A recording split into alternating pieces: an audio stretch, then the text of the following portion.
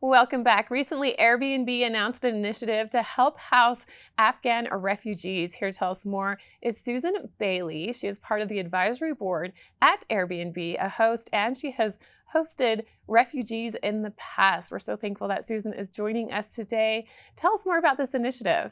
The program that we have initiated is sponsored and supported by Airbnb.org.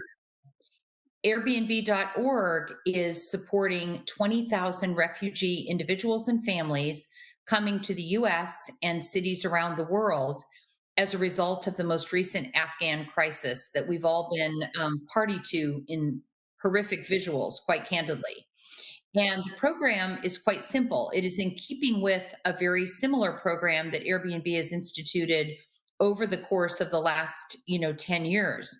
Airbnb.org has been serving individuals and families in crisis in many fashions. This one specifically is an initiative that provides housing for these 20,000 refugees, 290 of which have already arrived in the US and have been placed in temporary housing from Sacramento to Northern Virginia. And we just expect the wave to continue. To get involved, it's really quite easy, Paige. You go to airbnb.org/refugees, and either an existing host can offer a room, an apartment, a home, or anyone who's never hosted that might like to sign up for a short period of time or a longer period of time, a few days, a week, or longer, can do so on airbnb.org/refugees. So temporary housing on an emergency basis can be provided by anyone. Susan, this sounds like a massive undertaking. Has Airbnb ever done anything like this before? Yes. When the refugee volumes were high in 2016 and 17, Airbnb has great practice at Airbnb.org at this initiative.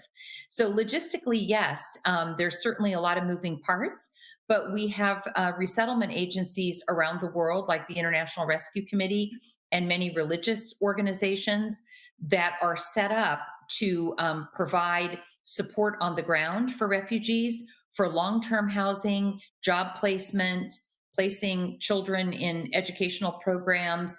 So there's a whole infrastructure built to support refugees once they've arrived. But this is this temporary, important moment in their lives coming to safety, security, and a feeling of being at home, although this is a new country and they've left everything they've known behind.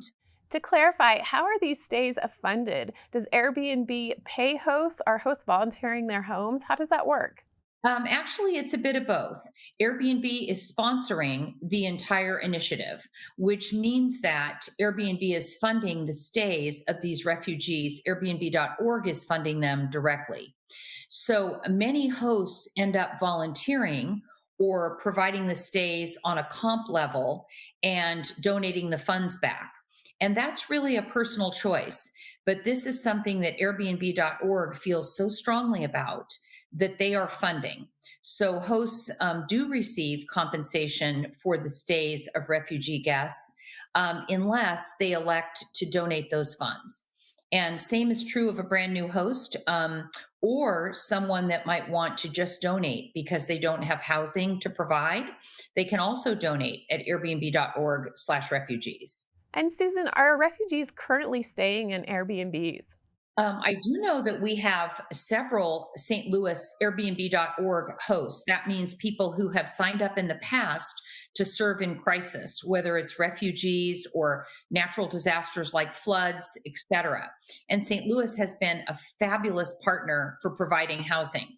We do know that we're going to have demand and need in every major city in the US. We're already seeing that. And we certainly see St. Louis as being a place that refugees will come and that we really want to serve them. How long do you anticipate these stays lasting? For a couple days or a couple of weeks? It's both. The answer is it really depends. So if long-term housing, as an example, has been secured for a refugee or a refugee family, they may just come and need 5 days or 2 days or a week, in some cases 2 weeks.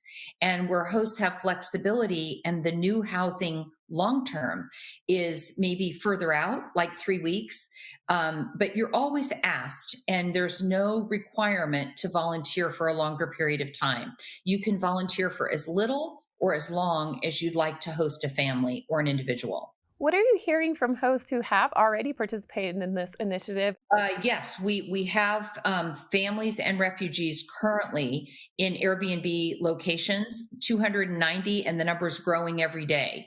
So the early wave was a little, kind of people dribble in, and now the volumes will be increasing every week over the next several weeks. So yes, we already have people signed up and hosting refugees right now. Why should hosts want to become involved? I think that the number one thing I hear from hosts is I have an opportunity to do something for someone in a way that is someone I don't know, I don't have a relationship with, and I can forever change their trajectory of the fear and the unknown that they're facing as they arrive here, where they're looking back and leaving everything they know, extended families, etc., behind. I can make them feel at home here. And that's the greatest gift I could offer any human being. So I would say, from a personal perspective, my husband and I have hosted seven refugee families from 5 countries. And some families are more private; they need to assimilate and kind of be together. And others embrace you, and you develop friendships that are lifelong from people from a completely different part of the world. It is the most impactful thing I think we've ever been able to do. So I guess that's the special element of what people will glean from this experience if they elect to step up. And Susan, is there anything else you'd like us to know or anything to add? I just close by saying it's natural, I think, to have trepidation.